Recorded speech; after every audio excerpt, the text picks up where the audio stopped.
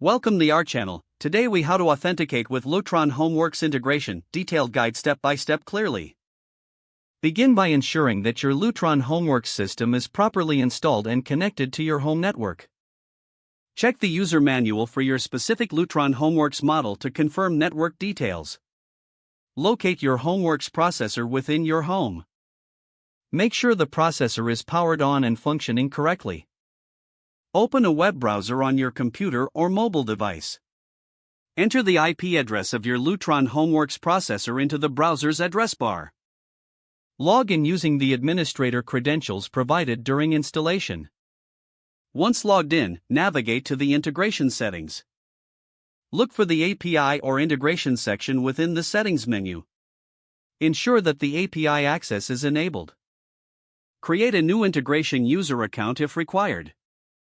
Make note of the username and password for future use. Navigate to your home automation platform or app that supports Lutron HomeWorks integration. Locate the authentication settings within that platform. Enter the username and password you created earlier. Input the IP address of the Lutron HomeWorks processor into the relevant field. Confirm all entered information is correct. Test the connection to ensure successful authentication. If the connection fails, double-check the entered credentials and IP address. Consult the troubleshooting guide specific to your home automation platform for further assistance. Once authenticated successfully, proceed to configure the desired settings for your Lutron system.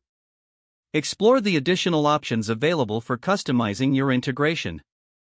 Save all changes and exit the settings menu. Your Lutron HomeWorks integration is now ready for use with your home automation system.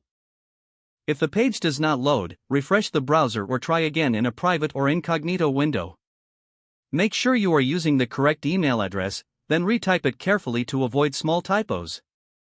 If your password is not accepted, use the reset option and create a new strong password you can remember. Check your spam folder for verification or security emails, then complete any requested confirmation steps. Don't forget to like this video and subscribe to our channel for more step-by-step tech guides.